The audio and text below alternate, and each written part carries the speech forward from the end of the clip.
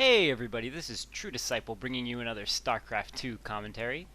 Today we have Game 3 of TehForce and DeLoAdEr going up against jimpo and Arew. So if you haven't watched the first two games, go back and watch them so I don't spoil anything for you. In the first game we saw jimpo and Arew beat DeLoAdEr and TehForce with some really nice DT play by Arew. An extreme surprise, I think, for DeLoAdEr and TehForce, catching them completely off guard and completely destroying their economy and forcing them to GG as they knew they would not be able to come back from such a deficit.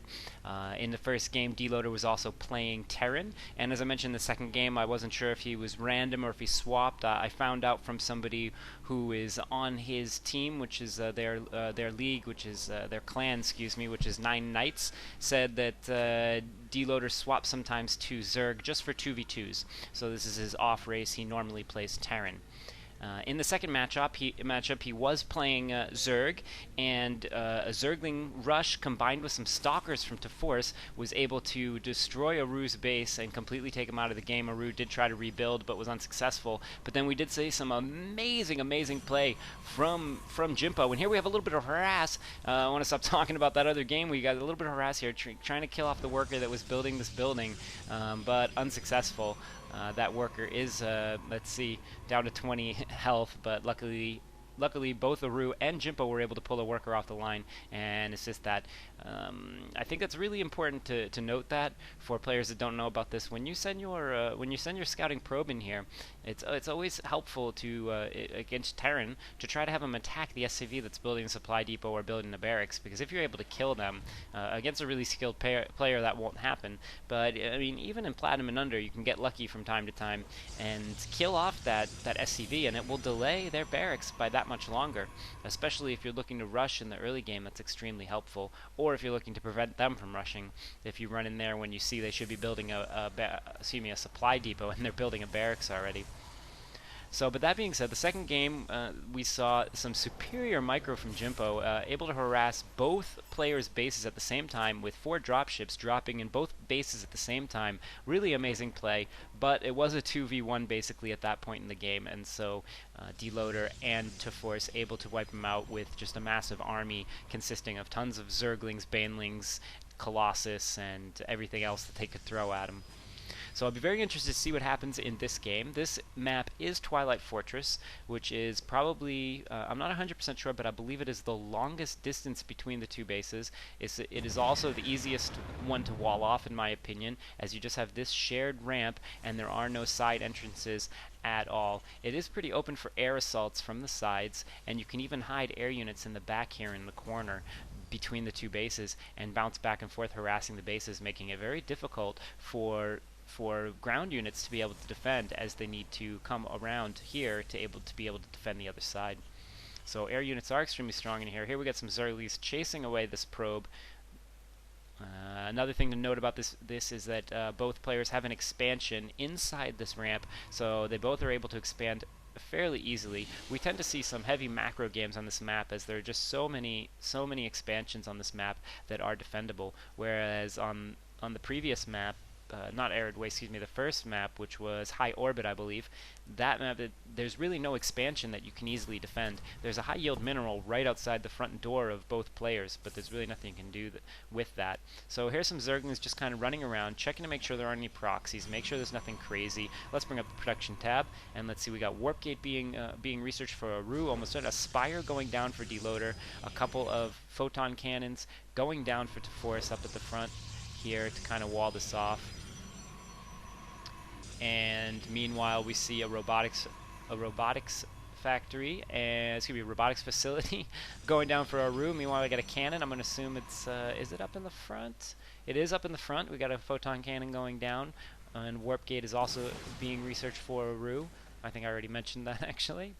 And let's see, Orbital Command Armory going down for jimpo. So I'm wondering if we're going to be looking at some Thors here. That would be some interesting play.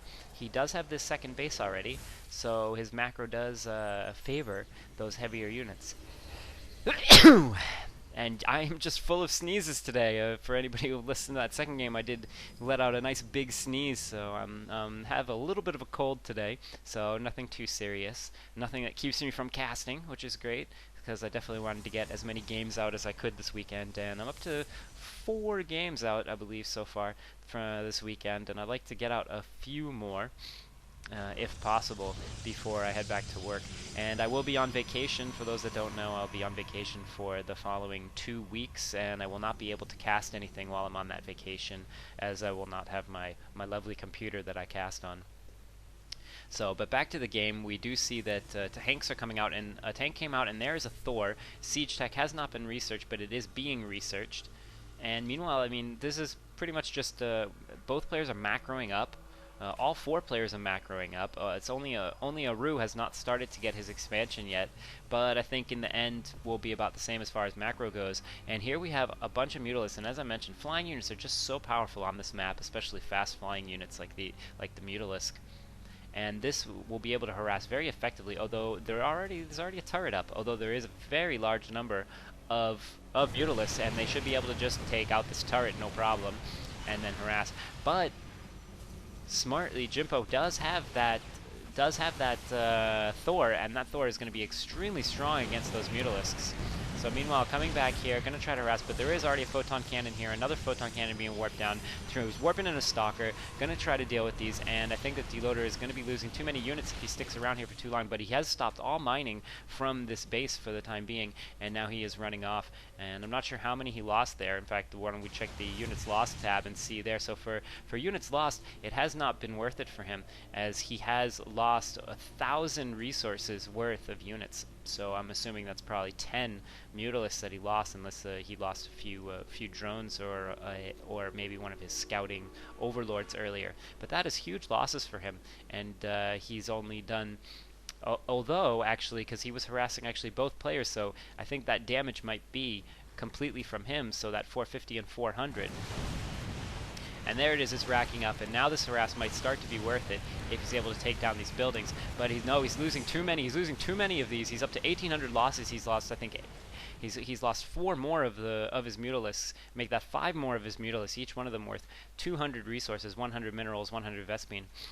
And meanwhile, this army is just getting bigger, and Arew has not secured his natural yet. He should probably think about getting this natural relatively soon. Let's check the production tab and see what's going on. We see that vehicle weapons are going down for I was going to say for the Thor. For jimpo, he is researching vehicle weapons level 1.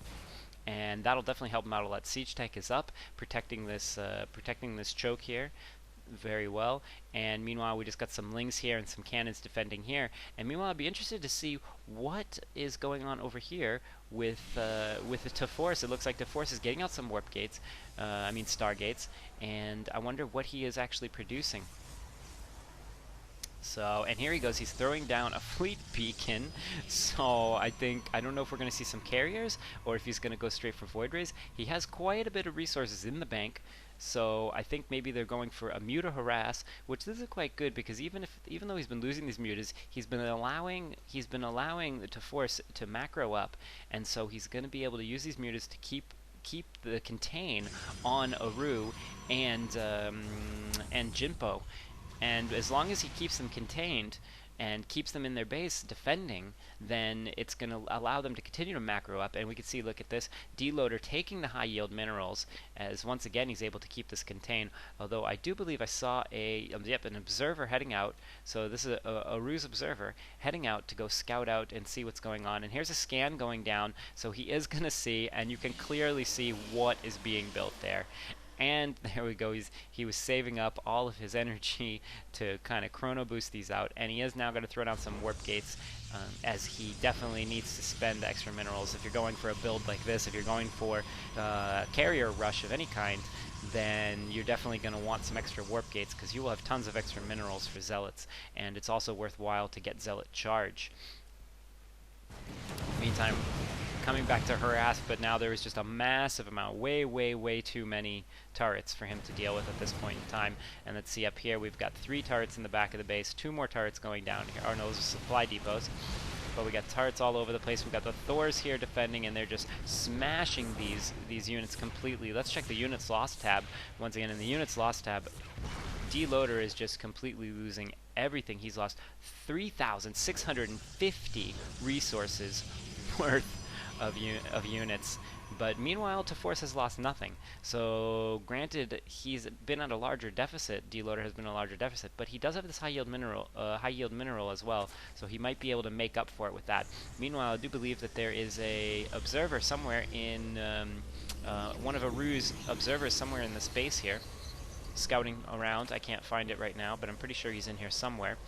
So, and meanwhile, the forces of Arew and jimpo are moving out, and they're going to make something happen here. I think they may have scouted this this high yield mineral, and I think yes, they have, and they're going to move out, and they're coming to take this out. They are indeed coming to take this base out. They have seen it, and I think DeLoAdEr, he's not going to be able to hold it with the forces he has, and he'll probably want to pull his drones out of here to save his drones. So once again, this is not a huge loss for him, although the minerals he did spend. But if he doesn't pull these drones out, then it will be. He's built some Zerglings to help try and defend it, but that isn't. He's not going to be able to do anything about this. And there he goes. He's pulling the drones out at the last minute while their mouths are full of full of resources and unable to get through the front, as the front is completely walled off with cannons right now. So these drones without a home, they should probably run off and go try to build a base somewhere else. But meanwhile, tanks and Thors and just this full mech build here. And look at this, the Hellions to be able to deal with the light units, the tanks, the Thors, but carriers are here. So carrier has arrived, and I'm wondering, there's 6 carriers out on the field, but there's the observer from Arew. So Arew knows exactly what's going on, as does jimpo. They can see these carriers, they know exactly how many carriers they're facing, and so they can hopefully place themselves in a situation that's beneficial to them. So in the meantime, I feel like TehForce or DeLoAdEr needs some observer or something. They should know that there's an observer in their base. They should know that this is here, and they should be defending against that. So, but at any rate, he does have these carriers now, and there's the scan, and the tanks are just going to drill these photon cannons away. And meanwhile, TehForce is not doing anything. He's not moving his carriers. He's got to move his carriers out here. I don't know if he's waiting for something to research here. Oh, he's waiting for his last 2 carriers. He's waiting for his mothership, and he does have air weapons level 1, so the interceptors will do 6 damage each. So that's 6 damage times 8 interceptors. And I believe he should have upgraded the launch. No, he didn't upgrade the graviton catapult. You definitely need to get graviton catapult if you are going carrier. So I think that was just an error on TehForce's part. I think he just made a mistake by not getting that, because there really is no reason to not get that. And I think it's practically required if you get carriers, just to be able to get them out there. Because see, as they move away now, all of the interceptors are back inside, and now they launch so slowly, and for them to get back in the air, it takes so long. But here we go, the mothership has arrived, and I just don't know if there's anything that they're going to be able to do against this huge mech army, combined with immortals and stalkers, and even the stalkers just sniping down all the interceptors as well, and unable to do anything. There's 1 interceptor on this one, 0 interceptors on this one. There is nothing left they can do. I'm expecting we'll see a GG very soon from these players. So here we do have DeLoAdEr popping out some surprise broodlords here.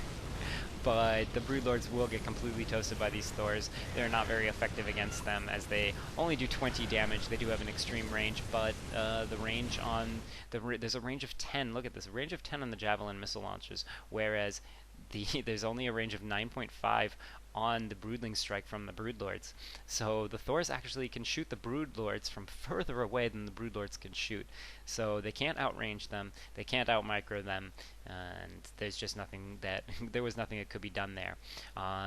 So I have to say that Twilight Fortress is definitely my least favorite 2v2 map, as you tend to have these macro up wars and then one big fight. That tends to be kind of anticlimactic. So, but still, good play by all 4 players in this best of 3. I hope you enjoyed all 3 games, and I'll see you guys for my next cast.